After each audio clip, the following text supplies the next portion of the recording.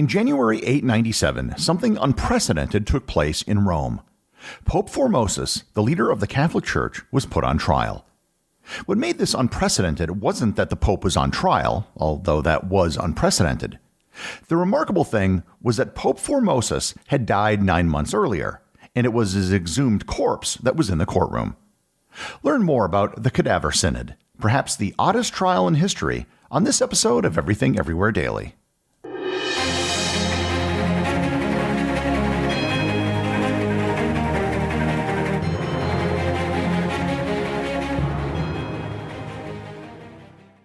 This episode is sponsored by ButcherBox.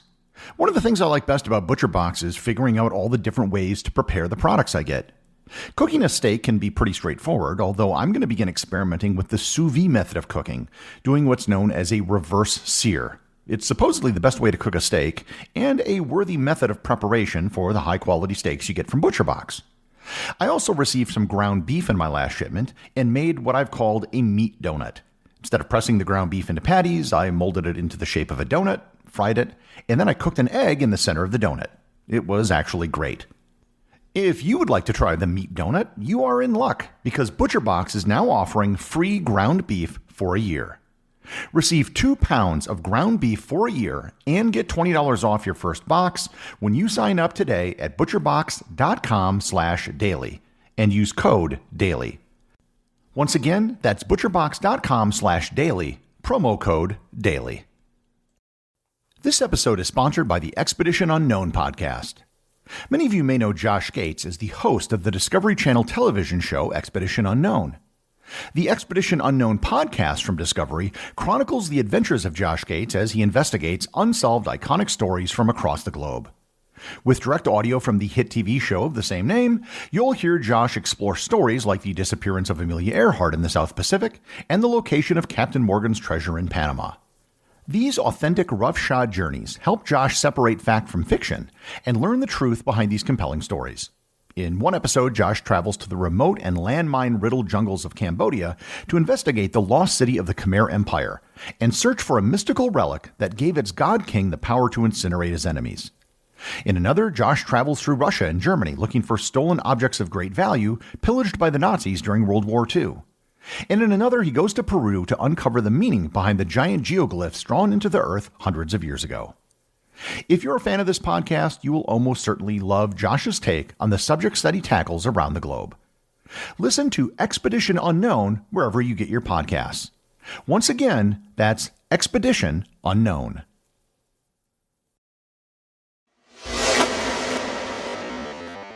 The papacy is an institution that's been around for a very long time. And during that time, it's gone through different phases, and it's seen some highs and lows. The events I'm going to be describing in this episode are arguably the lowest point in papal history. It might even seem like this story is apocryphal, but the events were well documented, and there's no reason to believe that it didn't happen. To understand what led up to this bizarre episode, it's necessary to understand the political climate in Europe in the 9th century and the role the papacy played. In the year 800, Pope Leo III crowned the Frankish king Charlemagne as the Roman Emperor. Today, we would call him the Holy Roman Emperor, but at the time, the term was yet to be invented. He was simply the Roman Emperor, an attempt to revive the position which had existed centuries earlier. The fact that the Pope was the one who crowned the emperor put the papacy in an explicitly political role. Moreover, as part of the deal Charlemagne cut to get crowned the Roman emperor, he codified lands that were given to the Pope by his father, Pepin the Short. These lands became the foundation of the Papal States, which were the lands in Italy ruled directly by the Pope until the unification of Italy in the 19th century. In the wake of Charlemagne, there were various factions that vied for power, as is pretty much the case everywhere throughout history. Which brings me to the man who would become Pope, Formosa. Formosa was believed to have been born in the city of Rome in the year 816. He entered the clergy and had a very successful career. In 864, he was named a cardinal and bishop of the Diocese of Porto, which is located just outside of Rome. He received several papal appointments, including leading a delegation to Bulgaria, as well as leading several diplomatic missions to France. While in Bulgaria, King Boris I requested that Formosa be named the Archbishop of Bulgaria, but the request was denied as he was already the Bishop of Porto, and it wasn't allowed to be bishop of two different places. By 1872, Formosus was already being mentioned in discussions for becoming pope. In 1875, Charles the Bald was elected the new Emperor of Rome. However, supporters of the other claimant to the throne, Louis the German, fled Rome upon hearing the news, which included Formosus. Pope John VIII ordered all the members of the clergy who fled Rome to return, and when they didn't, he declared them to be defrocked and excommunicated. This included Formosus. John VIII died in 878, and his successor, Marinus I, fully restored Formosus as Bishop of Porto. After several more short papacies, Formosus was elected pope unanimously on October 6, 891. Formosus was immediately thrust into the middle of several political controversies. He had to insert himself into a controversy with the Eastern Church as to who was the rightful patriarch of Constantinople. He had to deal with Islamic Saracen invaders who were gaining ground in southern Italy. And most importantly for this story, he was very much an opponent of the reigning Roman Emperor Guy III of Spoleto. Formosus supported one of his rivals, Arnulf of Carinthia. In fact, he encouraged Arnulf to come and invade Italy to remove Guy from power, and if Arnulf did so, he promised to crown him emperor in Rome. In 895, Arnulf did just that, and Pope Formosus crowned him emperor in Old St. Peter's Basilica on February 22, 896. And just a month and a half later, on April 4, 896, Pope Formosus died. His immediate successor was Boniface VI, who was pope for all of 16 days. Boniface, by the way, was a priest who was defrocked not once, but twice for, quote, immoral conduct. Boniface's successor was Pope Stephen VI. Stephen, for reasons that aren't historically clear, really had it out for Formosus. Normally, even if a former pope was a rival, once you become pope, you could just overturn any former policies you didn't like and go about your business. There may have been some unrecorded slight that Stephen perceived or some other rivalry between the two men. Whatever was the reason, Stephen had developed an intense hatred for Formosus. This was probably also fueled by the fact that Stephen's sponsor was the current Roman Emperor Lambert of Spoleto, the son of Guy III of Spoleto, the man that Formosus had turned on by supporting Arnulf of Carinthia. In January 897, 7 full months after becoming pope and almost 9 months after the death of Formosus, Stephen still couldn't let go of the whole Formosus thing, so he decided that he was going to put Pope Formosus on trial. Now, you might be wondering how you can put someone on trial who is dead. Well, Stephen had that all figured out.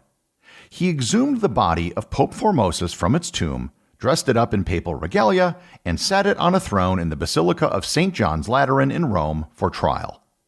A deacon was appointed to give answers on behalf of the deceased.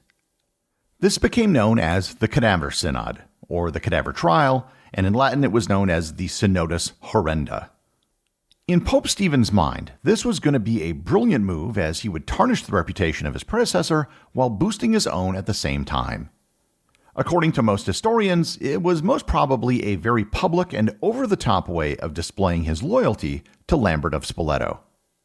Most of the charges brought up against zombie Formosus were the charges originally brought up against him by John VIII when he was excommunicated. He was accused of holding 2 bishoprics at once. He was accused of serving as a bishop while a layman. He was also accused of seeking the papacy out of ambition. Stephen served as both the prosecutor and the judge, because, of course. In a surprise to absolutely no one, the former Pope Formosus was found guilty and unworthy of the papacy. All of his acts as pope were nullified, and all of the bishops he created were considered invalid. Ironically, Stephen was installed as a bishop by Pope Formosus. A damnatio memoriae was also instituted on Pope Formosus. If you remember back to my episode on damnatio memoriae, this was an ancient practice that made any mention of the person, verbally or in writing, illegal. To top it all off, the 3 fingers Formosus used to bless people were cut off, and his body was thrown into the Tiber River. Pope Stephen VI won, Pope Formosus lost, and everything Stephen hoped to get out of the trial came true. Everyone loved Stephen, and now hated Formosus. No, that did not happen at all. It turns out the one thing people in the 9th century have in common with people in the 21st century is that they think it's really creepy and weird to dig up dead bodies for the purpose of a show trial. Public opinion in Rome turned decisively against Pope Stephen. After the body of Pope Formosa was thrown into the river, it was recovered by a monk. The monk took the body out of the river and reburied it with honors. Rumors began to spread that the body of Pope Formosa was responsible for miracles. This led to an uprising in the city where Pope Stephen was captured and imprisoned. A few months later, while in captivity, Pope Stephen VI was strangled to death in his cell. I think you could say his plan backfired. The death of Pope Formosa ushered in a period of extreme instability in the papacy for the next several years, with a new pope being installed on average every year. After Stephen was killed, Pope Romanus reigned for 92 days, and after that, Pope Theodore II reigned for 19 days. The one thing that Theodore II did do during his brief 19-day reign was nullify everything Stephen did during the Cadaver trial. He also had the body of Pope Formosa reburied with honor in St. Peter's Basilica, where he still lies somewhere today. Just a few years later, in 904, a new era of the papacy began with the election of Sergius III.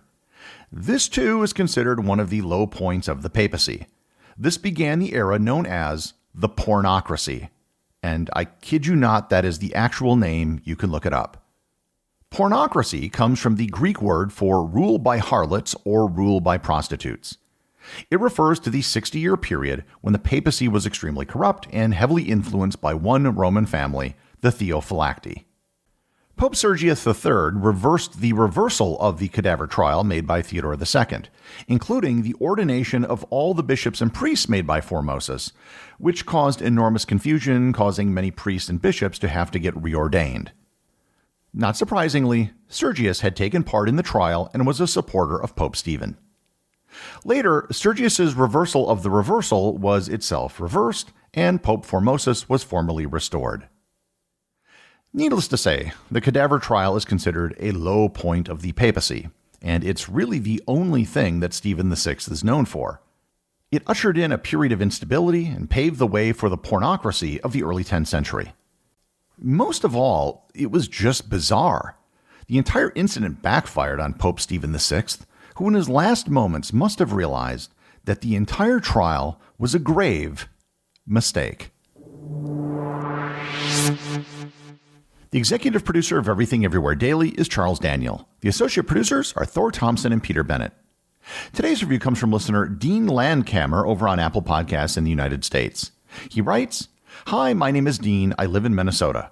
I listen to 2 episodes a day before school starts. I love this podcast. Thanks for making my day better. I would love a shout-out, please." Thanks, Dean. Here is your formal shout-out. I think it's great that you can listen to 2 episodes before going to school. That's almost like going to school before you go to school. That's double school. And feel free to put listening to this podcast on any future resumes, as amongst the right people, it will carry a lot of weight. Remember, if you leave a review or send me a boostagram, you too can have it run on the show.